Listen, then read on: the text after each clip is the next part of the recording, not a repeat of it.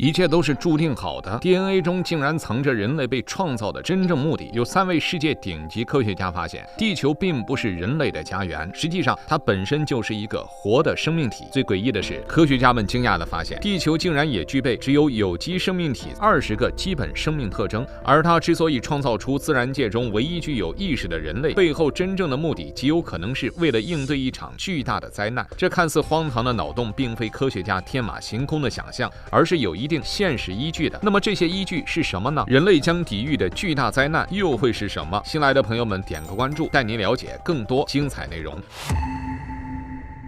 关于地球是一个活的生命体这一说，早在古希腊时期的柏拉图纳就有了端倪。只是在当时那个科学不怎么发达的时代，人们都默认将这一说法看作是人类启蒙时期对世界的猜想。进入20世纪之后，科学技术发展迅猛，人类对地球的认知屡次被刷新。其中一位名叫洛夫洛克的科学家就依据当时的认知提出了盖亚假说。洛夫洛克这个人毕业于哈佛大学，早年在 NASA 专门负责研究地外生命，后来又专注于地球的大气研究之后，洛夫洛克就发现地球大气层的构造非同一般，绝对不是随随便便就可以造出来的东西，更像是经过仔细考虑之后打造出来的精致物品。于是20世纪60年代，洛夫洛克就正式提出了盖亚假说。盖亚假说的内容其实很简单，就是将地球视作一个可以自我调节的有机生命体，就像是潘多拉里的星球一样，是一个有意识有灵魂的生命体。而岩石圈、大气层、水圈等等，就正如生命体中的器官一样，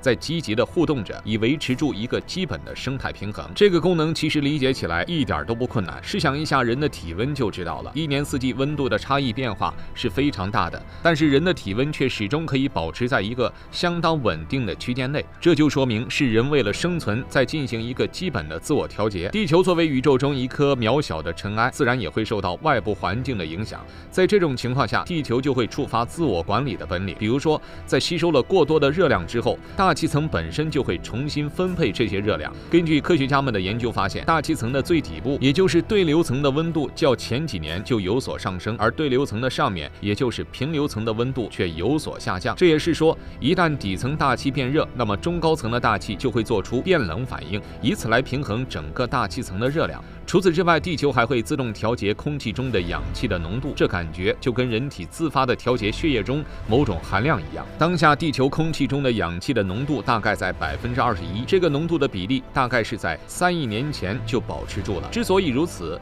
是因为一旦氧气浓度较低，那么大型动物和一些飞行昆虫就无法得到充足的氧气，氧气浓度略高也不大可行，不然一些植物就会自发的燃起来。这也是说，早在几亿年前，地球就在摸索一个让生物体和谐生存的自然环境。地球是活的，是有意识的。科学家找到了地球是生命体的证据，对照生物体存在的20个基本生命体征后发现，地球居然也会吃喝拉撒睡。1982年，拉萨尔将盖亚假说与詹姆斯·米勒的生命系统理论结合起来，写下了《觉醒的地球》一书。此书充分地从不同的角度论证了地球就是一个活的有机生命体的这一可能。首先，地球上的一切生物体都存在着20个基本的生命功能，而这20个基本功能在地球这个生命体中也是能够找到的。比如说排泄，在地球岩石圈的底部，大量的岩浆就在以一种别样的方式被喷泄到地表，由此形成了地表一系列的岩石结构。光排泄不进食可不行，于是呢，岩石圈又会吃下已经老旧的地壳来补充自身的能量。换言之，地球本身也在进行着基本的生命功能活动。既然地球都会排泄和进食，那这也是说它极有可能也会呼吸。根据美国卫星的观测发现，地球大气一直处于一种有节奏的膨胀收缩的状态之中，这个状态就像是人类的肺部器官一样，每天都在做着有节奏的变化工作。光是呼吸还不足以证明地球是活的。德国的地震学家就发现，地球每隔几分钟就会发出一阵特殊的地震波，这就是拉夫波。这种波动人类是无法听到的，只有一些听觉敏锐的动物才能听到。也正是因为如此，不少动物常常表现出一种暴躁的状态，但是人类却搞不清楚它究竟是怎么了。除开吃喝拉撒，就是自身保护的能力。与所有的生命体一样，地球本身也有专属于自己的保护能力。能力。比如说，人类的皮肤可以抵抗病毒和细菌，那么地球也有自己的皮肤，那就是大气层。可别小看了这个大气层。根据科学家的说法，地球的大气层在过往的时间里是抵抗宇宙射线和陨石侵袭的首要功臣，但是仅有这层皮肤是不够的，还是不能抵抗一些攻击力较强的东西，比如说爆炸的中子星。就目前人类对地球的认知来说，地球还没有自发的生成抵抗这类伤害的抗体，这也是以往动物大灭绝的原因之一。因此，为了避免地球重蹈覆辙，人类已经开始设想如何使地球远离这类爆发性的伤害。颇为有意思的是，觉醒的地球认为，人类之所以会有如此的觉悟，并不是人类本身的觉醒，而是地球的觉醒。简单来说，地球知道凭借自己的大气层无法躲开这类爆炸性的伤害，于是就创造出了具有自我意识的人类这种高级智慧生物，来为自己设想保护自己的方案。先前所创造出的生物都因为没有意识而无法躲掉来自其他行星的伤害，就更别提反过来保护地球了。如此看来，人类并不是随意的出现在了这个世界，而是地球有意为之。地球是活的生命体，而人类的出现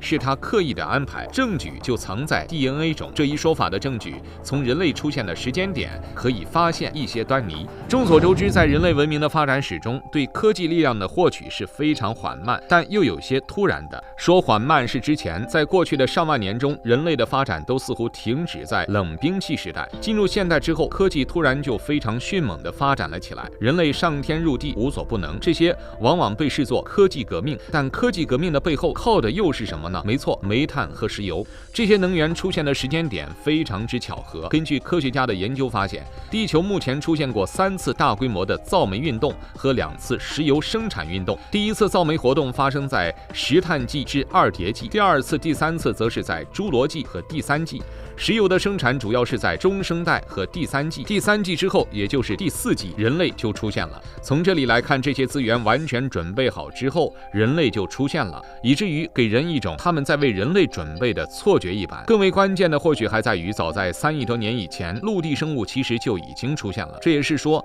如果地球的创造是随意的，那么造煤、石油的生产就完全有可能在陆地动物出现的时候就出现。然而，当时的地球却连生产煤的树木都没有长出来。换言之，就算当时的地球出现了人类，但恐怕也发展不出什么高级文明来。所以，地球的发展就更像是被安排了一样。什么时候出现什么样的生物体，在哪个时间点完成文明的超越，又在什么时候实现对宇宙的探索。看似这一切都是人类在自我操控，可实际上背后却是地球在做那个推手，是地球希望人类去了解地球在宇宙中有多么渺小，也是地球希望人类去明白如此渺小的地球在宇宙中独自生存有多么危险。只有当人类深刻地意识到这点之后，地球才能实现自我保护的能力。简单回顾一下人类的发展史，就会明白，人类确实是从童年时期就开始思考天究竟是什么，天外又有什么这些东西。对地球之外的存在的探索是人类刻在基因里的东西。这倒不怪人类，是因为地球早就给人类设定了程序，这个程序就是 DNA。在 DNA 的主导下，人类必须去好奇地球之外的存在是什么。这也是为什么从未有人好奇过人类为什么一定要这么去做，但只要遇上火箭发射之类，就心情莫名的激动的原因所在。的确，作为地球上的高级生命，人类本身也可能是地球创造出来的生命，只不过以现在的科学发现来看，这一观点目前还是一种假说，大家当故事听听即可。不过从另外一个角度来说，承认这一点或许是在承认人类在地球面前的渺小，对地球保有敬畏之心。看到这里，您有什么想说的呢？欢迎在评论区留言分享。